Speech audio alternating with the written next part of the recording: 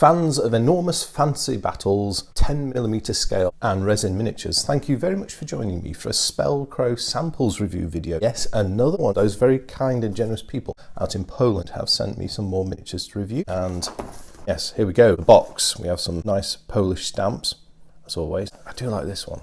Poland do some very nice stamps. I like the clouds and the blue sky, very nice. What they sent me is something very different to what I would normally look at on my channel. And these are some samples of their 10mm fancy range, which is something I think fairly new to them and something a bit unusual as well. Now, as I say, I don't normally do stuff like this, but what caught my interest about it to have a look at them and share them with you was a game that I played a bit of many years ago, which was called Hordes of the Things. Hordes of the Things was essentially a micro-scale fancy battle. I guess it's like a bit in the style of Warhammer Fantasy Battle, but early editions, that is, and zapped down to a very small scale. The idea being it was easy to play on, say, a 2x2 foot board, if I recall correctly. Getting the offer of thinking about Hordes of the Things made me interested to have a look. What we're going to do in this video is we're going to take a look at the contents of this box and see what the miniatures are like. I'm going to have a look at them, I'll show you all the models, we'll have a look at the quality and see what they're like. As I say, these have been provided to me for review purposes by Spellcrow, so if they're good, I'm going to say they're good, and if there's any faults, I will point those out. But please do bear that in mind when appraising the opinions I offer in this video. Right, so without further ado, we are going in with the knife of impalement to open this up. Now, I'm getting quite good at the Spellcrow style box, so I think the chances of a leaky cheese impalement with this type of box are pretty much zero now. And with those famous last words, I'm probably going to end up impaled and requiring medical attention. We shall see.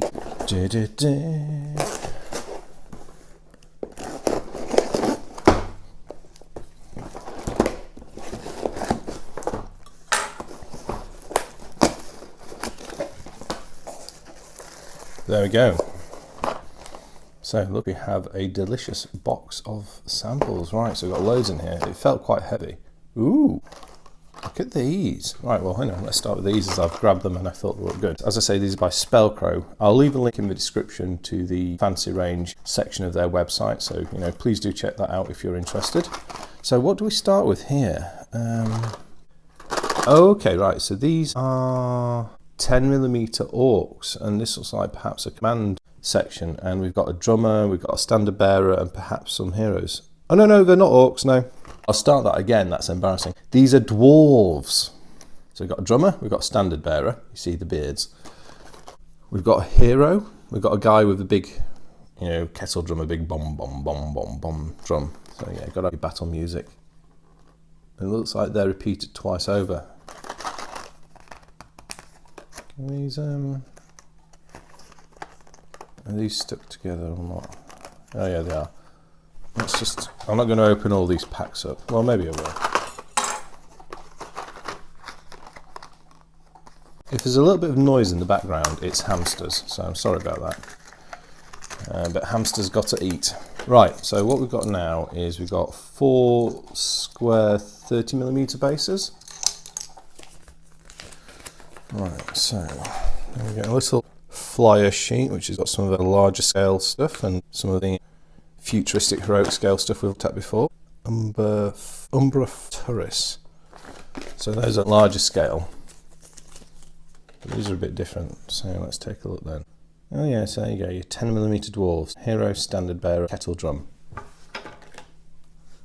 What else do we have? We have, yeah, so that's repeated, and then you get...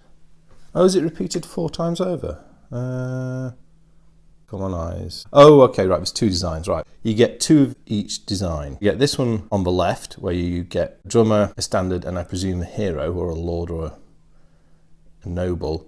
And then you get the same thing here, instead your hero's got an axe. The drummer has his drums raised, and the flag's being pulled a different way by the wind. And I guess that as you get these square bases, I think these look like they're 30mm square. Maybe they're 25mm square, I'm not sure. I guess you're supposed to put 3 of these on a base. Interesting. They do have their own rule set for these guys, I believe, and I think that's on the website as well. I'll endeavour to find that and leave you a link for that as well. Right, so that's those guys. Right, what else have we got? So we've got a mixture of stuff in bags, which I guess is a resin. I thought these were all resin, but no, there's a mixture of resin and metal. Ah, okay, we have terrain and we have dudes. So that's the terrain there. Let's work our way through the dudes. How many packs of dudes we've got? We've got one, two, so we've got one we looked at. We've got a total of 6 packs of dudes. Let's just get this packaging out of shot, because we don't do packaging reviews. We do reviews of me not being able to get into packaging, but not the actual packaging itself. What on earth? Oh gosh. There's a load of weird, interesting things. Well, I'm going to do these guys because Reptilians. Reptilians, hey. Right, let's go. Let's hop in and take a look at these scaly antagonists. Or maybe if you're feeling sympathetic to the cause of the reptiles, they may be your protagonists. Oh, we've got 2 seals here. There we go. So we get the same selection of bases. Yeah, there's 4 of those. Then you get the Reptilians. Wow, look at those. They look like dragons with crests on. Almost a bit Godzilla-ish, and almost, I don't know, makes me think of something out of Doctor Who as well. I'm sure there's a Doctor Who creature like that. Then there's a second set. So these are all white metal. They all look nice to cast. The Barbarians look nice to cast as well. I didn't mention that at the time, but they did look good. Reptilians. There's a little casting defect on this one here, and to get the knife impaled, you can see that just the nose there hasn't been formed properly. So it's actually got a void in it. I guess you would maybe get handy with a bit of milliput or green stuff, or ask for a replacement if you're not confident with those sculpting materials on that one. And then a 4th set as well. I think these are, let me have a look. How many different designs have we got? Those 2 are the same. But those 2 different, so 3 different designs in that. So that's the Reptilians. Interesting little chaps. Well, like I say, I call them little, they're huge. If you compare them size-wise to the dwarves are enormous.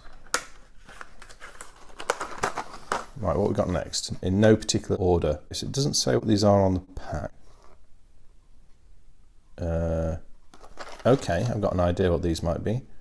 Let's go on in and see if my hunch is correct. 4 sets of bases again. These are giant toad warriors. Oh yeah.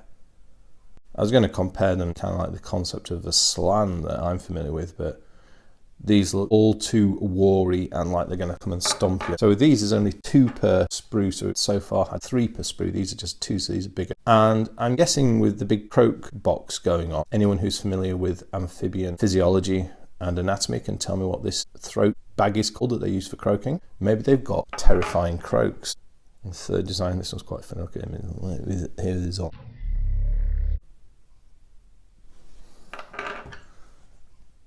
I don't know enough of the game at the moment as to whether or not these are different factions and another sculpt as well. So I think these are all different.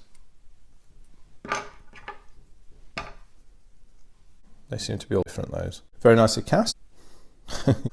Quite fun little things. That's interesting, an interesting design choice there, because quite often you don't get any amphibians in fantasy games as warrior races, because well, I mean, if you look at the amphibian design, or no, not design, the amphibian physiology, they're relics of a different age and they're not as effective as say reptiles or mammals, but it's interesting to see the idea being used, or birds for that matter. Right, so we've got another set of dudes here.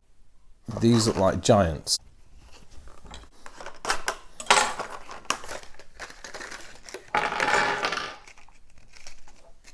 Another design here, these are all single casts, so they're all separate. Yeah, these are definitely your giants, aren't they? With an enormous mace, or morning star, ball and chain, there you go. A big rock hammer, and a suitably wary face.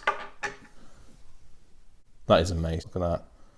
That's going to lead to smashed in heads. And this guy actually has got quite a meaty looking war hammer, and he's actually bothered with a shield. I wonder if the rest of the guys think he's a bit of a wuss for bringing a shield. Ah, this guy's got it, yeah. Spike-headed mace, big club, no shields required, just lots of aggression. One with a club and a shield. Oops, drop there. This, now, he's got a hat, he's clearly in charge. We all know what hats mean. And he's got this flint-headed axe and a short dagger. Compared to a human, that would be a massive sword. And then a final one with a hammer and a short sword. They're all very nice as well. What do you get there? They're all different, yeah. 8 different models.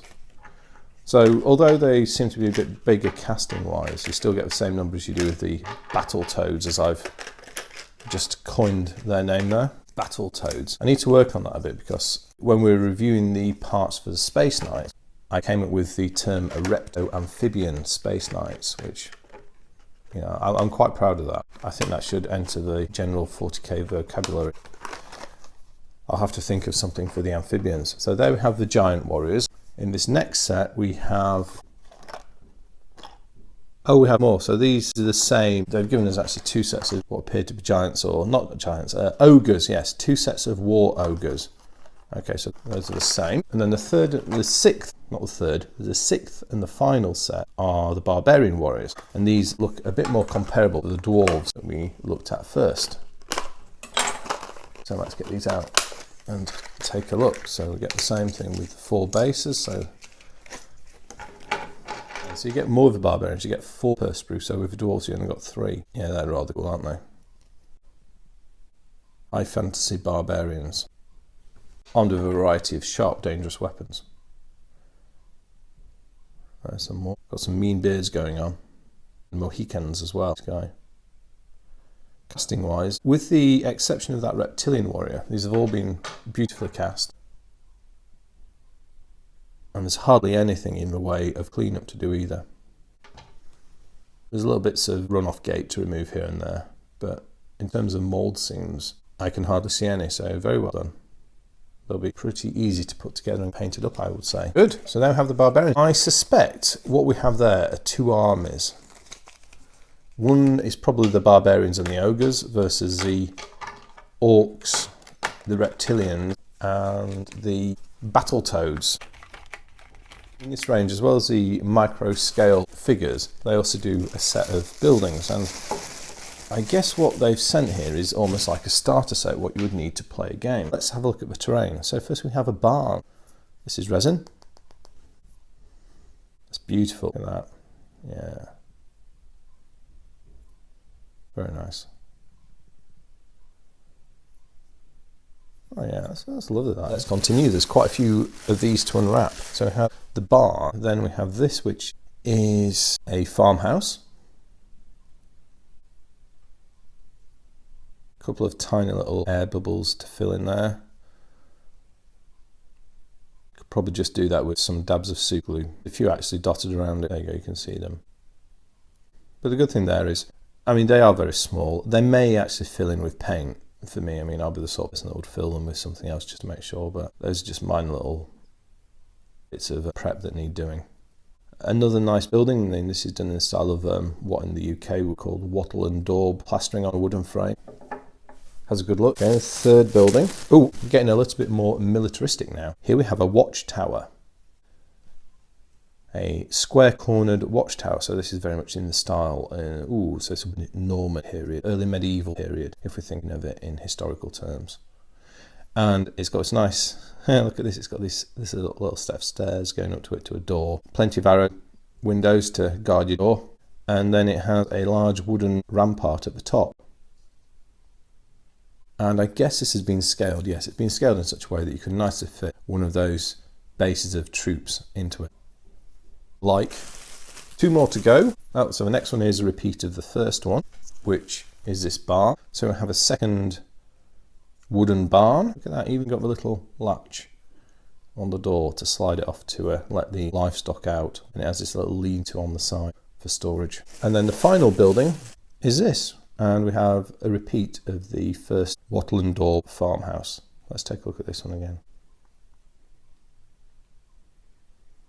Again, a couple of tiny little micro air bubbles. I mean, it may be that we're just seeing these because it's got these larger flat surfaces on it. That's being very picky, pointing those out, because overall these are beautifully sculpted and being very finely cast as well. You know, these are just ready to paint. Give them a wash first, of course, but then they're ready to paint. Very nicely done indeed, yeah. So let's actually just arrange these in a little bit of a neat fashion. So there you have it, something quite different. I don't normally do fantasy, but you know, I thought this would be interesting to take a look at, and I'm always interested to share Spellcrow stuff with you. Just to summarise, we have the 10mm Barbarians and Dwarves armies with their cohorts as well, and we have the Reptilian Warriors, we have the Battletoads, we have the Ogres, and then of course we also have some terrain as well playing the game. And yeah, this is a 10mm game, so I guess it's going to play on a nice little small area and be quite a compact little fun thing to do. And the models won't take that long to paint up. I've got to admit, I really like this watchtower. I think that's beautifully done. Yeah, really nice. So that's everything I have to say about these. I hope you've enjoyed the review. I would once again just like to thank Spellcrow Miniatures for donating miniatures to channel Leaky Cheese for review. I do appreciate that. Links will be in the description to their website, so check them out if they're interested. And please do share your thoughts and observations in the comments section. I always love to hear those. But other than that, I'd just like to say thank you very much for watching. I'll speak to you next time, and goodbye.